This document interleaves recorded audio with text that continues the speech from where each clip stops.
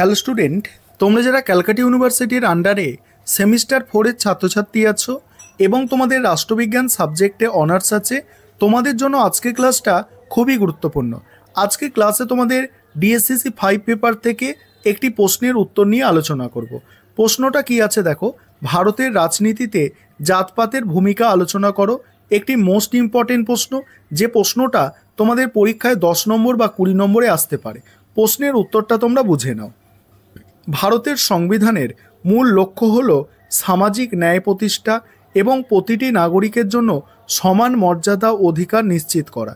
সংবিধানের প্রস্তাবনায় ঘোষিত এই আদর্শ ছিল এক অভূতপূর্ব অঙ্গীকার, যেখানে একজন ব্যক্তির পরিচয় নির্ধারিত হবে তার নাগরিকত্বের দ্বারা, জন্মসূত্রের ভিত্তিতে নয়। দুঃখজনক হলেও সত্যি, স্বাধীনতার 7 দশকের বেশি সময় পরেও ভারতের সমাজ জাতপাতের গভীর বিভেদ দ্বারা জর্জরিত এবং এই বাস্তবতা ভারতীয় রাজনীতিকে গভীরভাবে প্রভাবিত ও অনেক ক্ষেত্রে কলুষিত করে চলেছে। প্রখ্যাত সমাজবিজ্ঞানী গুন্নার মিরডাল তার সুবিখ্যাত এশিয়ান ড্রামা গ্রন্থে মন্তব্য করেছিলেন, সামাজিক শক্তি হিসাবে জাতি ব্যবস্থার প্রভাব কমে গেছে, কিন্তু রাজনৈতিক শক্তি হিসাবে জাত ব্যবস্থা আজ অনেক বেশি শক্তিশালী হয়েছে। তার এই পর্যবেক্ষণ আজও বহুলাংশে প্রাসঙ্গিক। ঐতিহাসিক প্রেক্ষাপট ও স্বাধীনতার পর দেখো কি বলা হচ্ছে, প্রাচীন ভারতে বর্ণ ব্যবস্থা ছিল সমাজের এক অবিচ্ছেদ্য অংশ, যেখানে ব্রাহ্মণ, ক্ষত্রিয়, বৈশ্য, শূদ্র এই 4 বর্ণের ভিত্তিতে মানুষের পেশা ও সামাজিক মর্যাদা নির্ধারিত হতো। শূদ্রদের স্থান ছিল সর্বনিম্ন, তাদের অস্পৃশ্য হিসাবে গণ্য করা হতো। ব্রিটিশ শাসনের অধীনে শিক্ষা ও শিল্পায়নের প্রসারের সঙ্গে সঙ্গে বিভিন্ন জাতের মানুষের মধ্যে মেলামেশা বৃদ্ধি পায়। কলকারখানা, রেল, গণপরিবহন একসঙ্গে কাজ করা বা ভ্রমণ করার ফলে চিরাচরিত কঠোর জাতিভেদ প্রথা কিছুটা হ্রাস পায়। ঠিক আছে, কিছুটা হ্রাস পায়। তারপরে কি বলা হচ্ছে দেখো, তারপরে বলা হচ্ছে স্বাধীনতার পর ভারতীয় সংবিধানে জাতিভেদ প্রথা দূরীকরণের সংকল্প নেওয়া হয়, সাম্যনীতিকে মৌলিক অধিকারের হিসাবে স্বীকৃতি দেওয়া হয় এবং অস্পৃশ্যতাকে দণ্ডনীয় অপরাধ হিসাবে ঘোষণা করা হয়।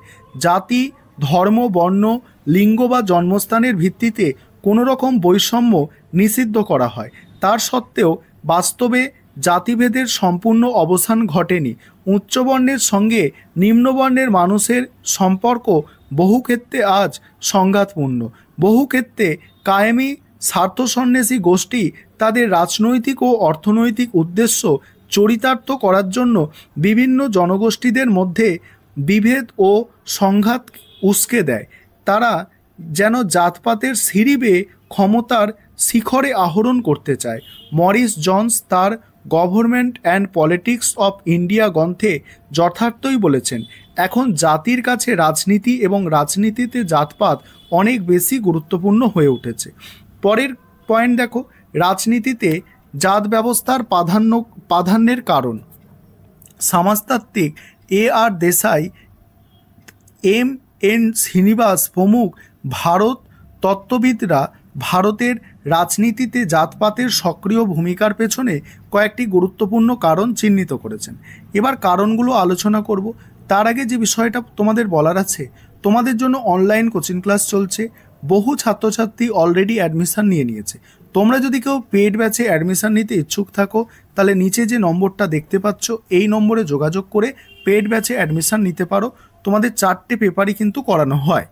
দেখো, এখানে 1 নম্বর পয়েন্ট হচ্ছে ধনতান্ত্রিক ব্যবস্থার প্রকৃতি। আর দেশাই মনে করেন, ভারতের ধনতান্ত্রিক ব্যবস্থার বিকাশের প্রকৃতির মধ্যে জাত ব্যবস্থার অস্তিত্ব নিহিত। অন্যান্য ধনতান্ত্রিক দেশের মতো ভারতের শিল্পের বিকাশ পুরাতন সমাজতান্ত্রিক কাঠামোয় আমূল পরিবর্তন ঘটাতে পারেনি। ভারতীয় বুর্জোয়া শ্রেণী তাদের অর্থনৈতিক দুর্বলতার জন্য পুরাতন সমাজ কাঠামো, বিশেষ করে জাত ব্যবস্থাকে নিজেদের স্বার্থে বাঁচিয়ে রেখেছে।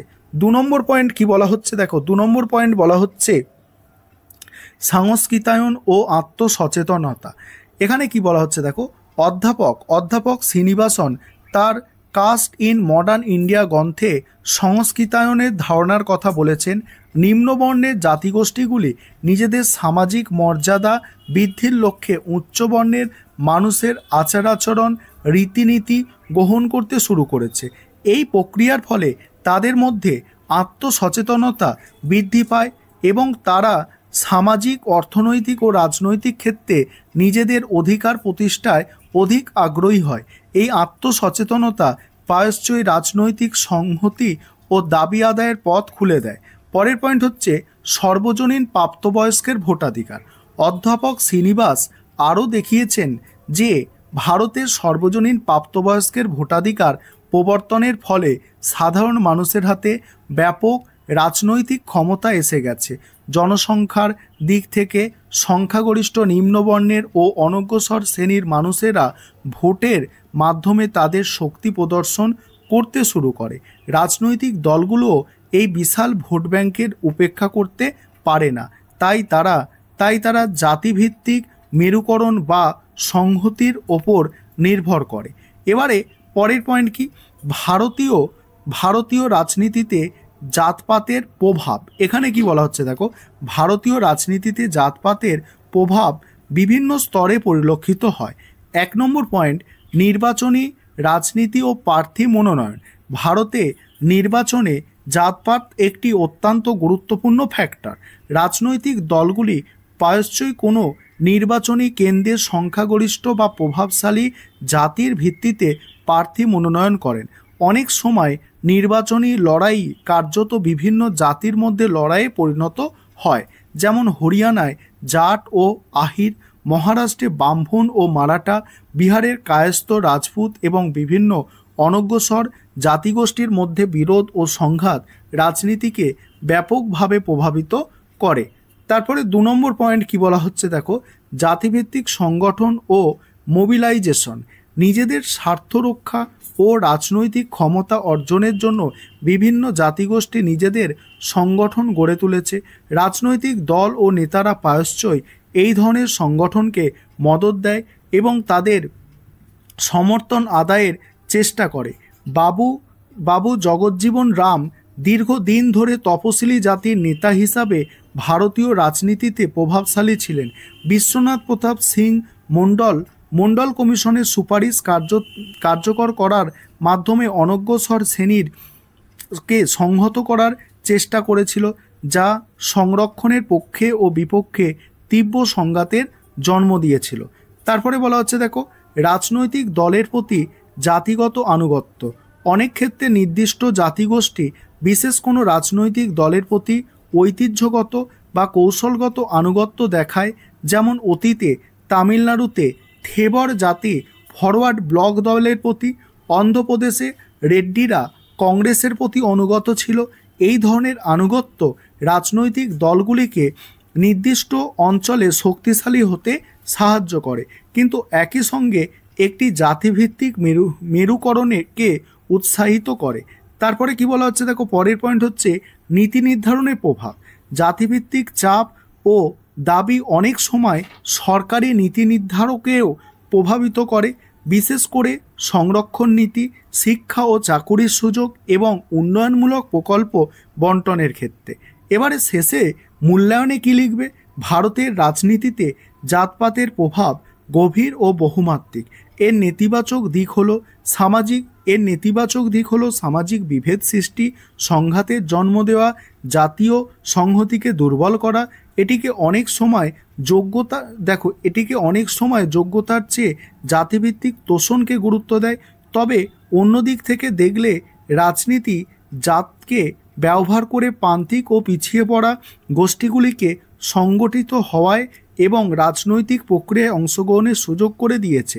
এটি তাদের দাবি দাওয়া তুলে ধরার এবং সংরক্ষণের একটি মাধ্যম হিসাবে কাজ করে। সুতরাং জাতপাতের ভূমিকা এক জটিল ও দ্বিমুখী। এটি যেমন বিভেদ তৈরি করে, তেমনি রাজনৈতিক অংশগ্রহণের পথ খুলে দেয়। জাতপাতের নেতিবাচক প্রভাব কাটিয়ে প্রকৃত অর্থে সাম্যভিত্তিক ও ঐক্যবদ্ধ রাজনীতি প্রতিষ্ঠা করা ভারতের গণতন্ত্রের জন্য এক বড় চ্যালেঞ্জ। এই ছিল তোমাদের একটি গুরুত্বপূর্ণ প্রশ্নের উত্তর।